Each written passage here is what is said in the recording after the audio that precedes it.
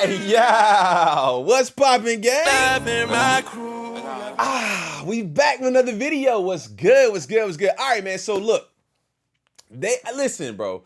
Wireless Fest just ended this past weekend. Today is actually Thursday, man, and I didn't really do how I typically do, where I react to some of the videos from the event and all that stuff, like we did with the GNX concert, right? Well, with the GNX tour. So basically, what I would do is I kind of go through the GNX tour. We look at songs they perform, crowd reactions, reviews from the show, and stuff like that. And one of the big things that I saw that you guys really enjoyed was basically looking at kind of like what the city thought through publications, right? So basically, what was the review through the publications? And I saw that there were actually some local publications. I believe this is NME, and then I have one from, I believe it's GQ London. I believe this is GQ London that we're going to take a look at. So, and basically what I'm seeing is it doesn't seem like they're giving him high remarks.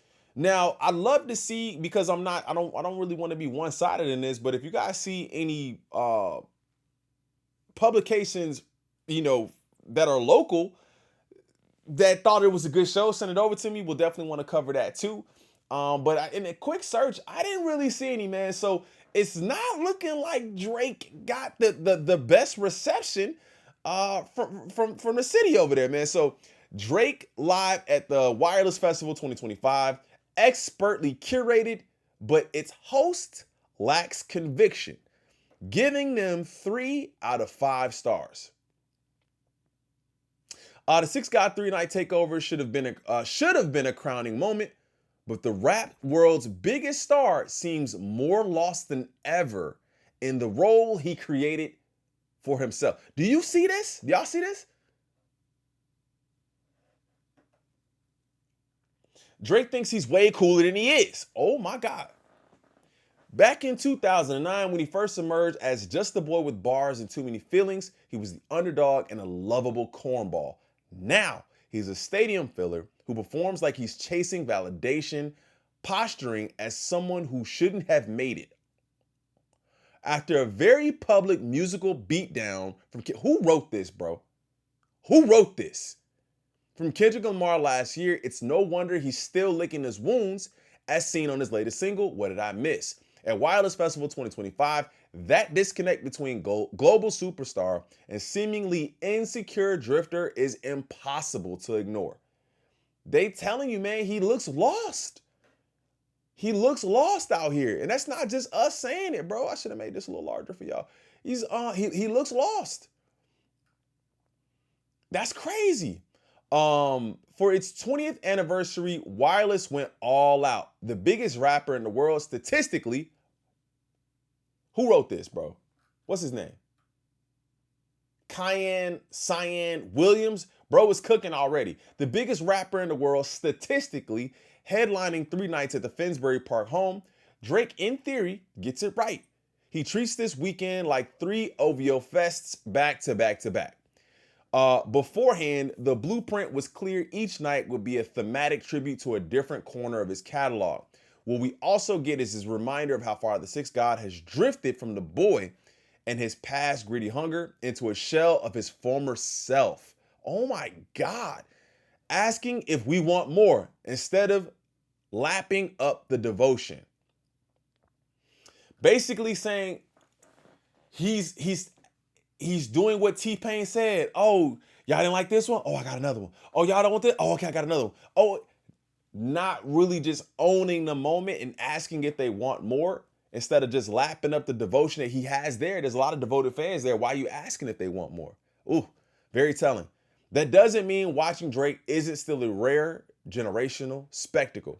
As sparks and fire fly, you can't help but be mesmerized by the magnetism the rapper has. Even a Drake hater would swiftly drop their drink, screaming and waving maniacally to the Torontonian. Floating over them on a glowing altar, highlighting an angelic halo around him. It's a forced yet iconic move he repeats every night, making the crowd sing Whitney Houston's I Will Always Love You to him. Wait, what? It's it's it's a forced yet iconic move he repeats every night, making the crowd sing Whitney Houston's I Will Always Love You to him. Surprisingly, it doesn't get old 3 times over. It is kind of weird though. I Will Always Love You. That's a weird kind of like sweet love. And I Will Always Love You is crazy. I don't know, man. Let me know what y'all think about that in the comments. The rest of the weekend is something of a mixed bag. Night 1 is the strongest by far, the rapper using it to highlight overlooked greatness with guests Mario, Bobby Valentino, Giveon, Bryson Tiller. Pioneers of modern moody R&B, some of Drake's finest cult classics also get their moment in the spotlight, including Marvin's Room, Shot for Me, Feel No Ways, giving us the yearning version of the star we've missed. Excuse me. The spell though gets broken when he brings Party Next Door out to play some forgettable cuts from their latest album. It almost seemed like that's a favor that had to be returned, right? Like, all right, man, like I got you. Come out. You know what I'm saying? Let's do these songs. So the forgettable cuts from the latest album, some sexy songs from you, for you. A surprise appearance from Lauryn Hill saves the day. Drake giving the barrier-breaking icon space not to just join him for his X Factor sampling 2018 single, Nice for What, but also for 2 of her own songs. It's History, 2 hip-hop needle movers teaming up in front of a London crowd. The following nights, though, feel like afterthoughts. On Saturday's rap night, the undercard does the heavy lifting with UK underground trap heavyweights YT, Lynn, and Femi Guerrero. Femi Guerrero and Grime and UK rap pioneers Boy Better Know, setting the whole park ablaze. Drake's set for his dogs can't live up to it. The definition of more bark than bite. Oh my God. So what they're saying here is that the UK underground scene kind of took the night, and Drake's set didn't really do as much. They're calling Friday the best night, which a lot of people thought Sunday would be the best night. So if you guys went, let me know what you thought. He skips undeniable rap staples like Started from the Bottom, Worst Behavior, and Over. Wait, so he didn't do those. And brings out a predictable lineup of guests: Skepta, Dave, Central C, Lotto, Sexy Red, and 21 Savage, all of whom bring more energy than their host. There's one moment of brilliance, though, when he brings out the rising London underground rapper Fake Mink early on, proving that Drake can still spot the future even if he can't fully embody it himself anymore. So I think people will even take that away, right? Like, a lot of people said, you know, he's gonna be leaving this show with an accent, right?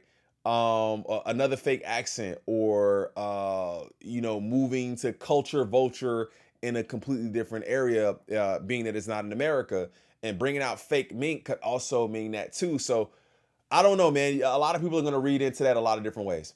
By the time we reach Sunday's 40-minute rave session, things reach peak confusion.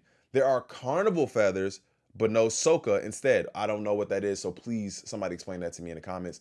Drake gives some of his rhythmic pop R&B songs an Afro house makeover that's tasteless and mind-numbingly boring. Oh my God. It's a letdown. Jamaican pride swelled in the park early in the day as fans witnessed the king of dancehall, Vybz Kartel, perform in London for the first time in 20 years, live debuting bashment classics Clark's and Romping Shop with Popcorn and Spice respectively. Drake's H&M shop floor filler revamps of... Oh my God. I can hear it. An H&M shop floor filler revamps of Find Your Love and Work, among others, do a solid job of flattening that buzz to the point that even teasing a new song with Central C can't lift the spirits. Now, we did see that part. Like, we saw that portion in our stream yesterday where it didn't really seem like people were vibing with it. Like, it was happening and he was previewing the song, but it wasn't, there was no like emotion behind it. Like, I kind of want to pull it up and show y'all again, but if you haven't seen it, go ahead and take a look at that. For all the scale and all the stats, most Billboard #1s, most streamed rapper ever, the fastest selling wireless edition in history. Things should have been Drake's. This should have been Drake's victory lap, reminding us of why he earned all his success. Instead, it feels like a man floating above his own myth. Still chasing the love he's already received, the boy became a man, sure, but Drake's record-breaking wireless residency feels like he's yet to grow up. Oh my Lord, bro. Is that it? Wow. Scathing in a sense. Basically, just it was boring. He didn't prove anything to anybody. It wasn't what people were expecting from Drake post beef. So this is GQ. F Kendrick, F Kendrick, F Kendrick. We can see it all here, right? At wireless, Drake licked his wounds, played the hits, and failed to win over the haters. Was headlining all 3 nights of London's biggest rap festival. His big post beef comeback on the ground on Saturday. Even his biggest fans seemed unsure. Crazy. F Kendrick, F Kendrick, F Kendrick. Drake on stage at Wireless on Saturday night takes out his ear monitors so he can better savor the chant. It started up spontaneously in the front of the crowd when he made a pointed reference to the scale of his 3-night sold-out headlining run at the festival. Name another artist that can do that. Bring him up here and we can clash right now. He asked for a drink from off stage, toast his loyalists and said, "Y'all thought y'all could knock the boy off for real?" Then he launches into Nokia, the vintage party Drake banger from his collab album with Party Next Door in February, which the audience reacts ecstatically to. You might have seen the social media clips of this and of the pantheon of UK rap, which Drake brought out on the night. Heady won, then K-Trap, then J Hus, then Skepta, then Dave, then Central C. All the big songs with or without Drake are performed. Shutdown, Wanna Know, Sprinter, Doja. Then there's a bunch of US A-listers like Yeet, Sexy Red, 21 Savage. Add up the other shows, bringing out Lauryn Hill on Friday R&B night, and Popcorn and Vibes Cartel for Sunday's dancehall flavored performance, and you can have a big critic silencing spectacle. That's the impression. Camp Drizzy would like the internet to have. It's accurate, but not entirely accurate. The F Kendrick chant didn't even make its way back to the center of the crowd. Oh my God. Now that's not something that you could tell or that you could see from the video, because obviously you're just hearing a lot of people chant this and not seeing how far it goes back or where it stops. So a person there is telling you, yo, it didn't even make it past the middle of the crowd. They stopped that shit right at the front. That's crazy. Where I was standing, and I could only find out about it after the fact. Drake flubs his response to the chant twice before delivering it properly. His anger at one time Buddy LeBron James for attending Kendrick's pop-out concert, covering up a tattoo of him, and tweaking an homage into a diss. How I go from 60-23, but not LeBron on Nonstop feels notably petty. The Sixth God brought down to earth by Kendrick Lamar last year hasn't quite regained his omnipotence. After the trauma of the beef, which culminated in being called a sex offender during the Super Bowl halftime show, allegations which Drake strongly denies, the comeback has taken shape gradually and tentatively. He spent most of the year making live stream bets with Andrew Tate, adjacent internet personalities like Aiden Ross and the Nelk Boys, who were flown over to stream the wireless show from the front. So that's kind of something that we talked about over here too, where streamers going over there and who was invited and who was not invited. And we could see, like I said, Aiden Ross and Nelk Boys, definitely a certain cachet, if you will, of streamers. The music has been mixed. Nokia is great, but what did I miss? The first taste of his upcoming album, Iceman, is more in sorrow than anger reflection on the beef that gets a middling reception when played tonight. So again, and then he's kind of having issue with why it's not number one. It just doesn't seem to be moving the people the way that he wants it to. Headlining all 3 nights of a music festival seems a much surer statement of intent, and doing it in London after more than a decade, co-signing and collaborating with the stars and upcomers of UK rap seems a play to his core base. As more than a few attendees tell me today, Brits like Drake and he likes them back. His set is so full of praise for our fair isle, nobody can out-rap London rappers. He says, that is ridiculous. That's one of the craziest statements he's ever made, and I think that is kind of one of those WWE moments where I feel like he's kind of setting something up, and then we kind of get that Skepta and Joyner Lucas battle that's kind of going on now that really isn't even a battle, because I don't think Skepta really even did anything, and Joyner Lucas didn't really even seem like he was trying, and he still won convincingly. The lead up to Wireless was controversial. First were online rumblings that the initial framing for Saturday night, Drake and Amandem, was tokenistic and patronizing. Drake and Amandem versus Ken and Friends, right?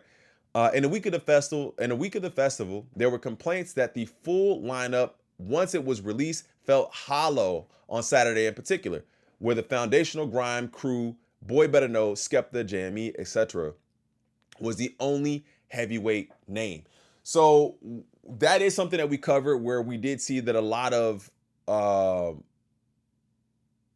the people attending the event were not excited about Saturday. I believe it was Friday and Sunday, or I could have that backwards, but Sunday seemed a little bit more Caribbean in a sense. Wireless is full of a far more mixed crowd, racially and regionally, than you tend to get at London festivals. People have been up early to travel here from Manchester, Liverpool, Wales, and beyond. There is some disconnect with the lineup. A couple of attendees say they now wish they bought tickets for different days, but also an acknowledgement of that, as a guy with a fade wearing baggy jorts called Column tells me, today is in practice just a Drake concert. Is it a concert that can help him bounce back from the Kendrick beef? That question is generally bounced back in my face. He doesn't need to bounce back because everyone fucking knows his song, says Colin. I don't really feel like he needs to come back, says a girl called Emily. He's big enough. A guy called Ash says Drake is simply too big to fail and compares his situation to that of Jay-Z and his beef with Nas. Though Jay-Z got flamed by generationally good diss track Ether, diss tracks only percolate into the culture so far. If everyone effing knows your songs, you'll generally be fine. Another guy called Vincent in outrageously capacious black chinos admits Drake is too big to fail too, despite being Team Kendrick himself. He says it's ironic. Drake wants to be real, but he's very corporate. He's part of the machine. The same commercial clout that helps him withstand the hate is the very same thing that allows one of Kendrick's sharpest barbs that he's a pop star who shouldn't bother with real rapping to really get under his skin. So it seems like there's a lot of different accusations being made here, but I think the overarching theme is that this should have been an event that recenters Drake. Didn't seem like it recentered him. It seemed like it just showed people that he's still kind of off and trying to regain what he seemingly lost. And then you hear from the people that say, bro, he's really too big to fail. And I believe that too. I don't really think he's ever going to fail. I just don't know if he's going to recapture and regain the people in the way that he once did and be that guaranteed #1 hit maker that we all have seen since the beginning. But let me know how y'all feel about it, man. It don't seem like they was really rocking with it over there. Let me know in the comments how y'all feel about it. Don't forget to hit that like button, subscribe to the channel if you're new. I'll see y'all in the next one. I'm out. Peace.